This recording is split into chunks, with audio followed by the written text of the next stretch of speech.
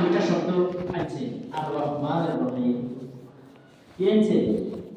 যে আল্লাহ পাকের গুণ বাচক দুইটা নাম আছে। এরপরে যাচ্ছে কি মালিক ইয়াউমিদ্দিন। আমার যে দুইটা নাম বাচক আমি তোমাদেরকে দিছি, দুইটা নাম বাচকের পরে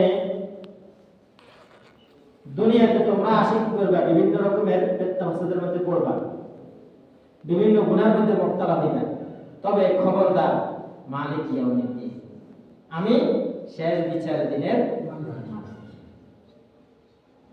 কথা বুঝে আছে।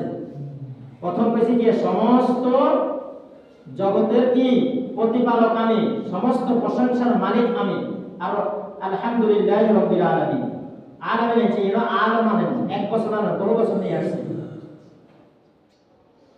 এরপরে এগুলো তো আমার নিজস্বই। এরপর আরেকটা দুইটা আর রহমান আর রহিম, আমি রহমান এবং কি দয়ালু, আমার প্রসারিত সবকিছু। সুতরাং তোমরা যা ইচ্ছা তাই করতে পারবে রহমানের কারণে, রহিমের কারণে, মনে ইচ্ছা যেভাবে সম্ভব হবে।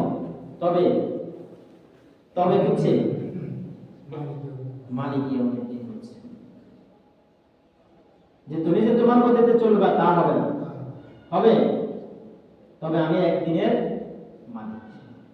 সেদিন তুমি আমার সামনে আসতে হবে, ইচ্ছা হোক অনিচ্ছা হোক, কোনো ভাবে কি নাই, সুযোগ নাই আল্লাহর সামনে থেকে এক কদম লড়া।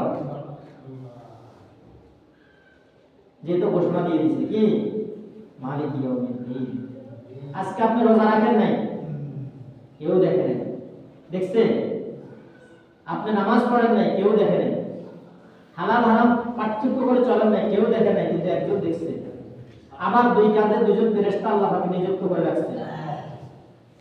কারণ সরাসরি আল্লাহ পাক যদি কোনো মানুষকে ইচ্ছা করলে জান্নাতে দিতে পারবে, ইচ্ছা করলে জাহান্নামে দিতে পারবে, কারো উপরে এখতিয়ার চলবে না।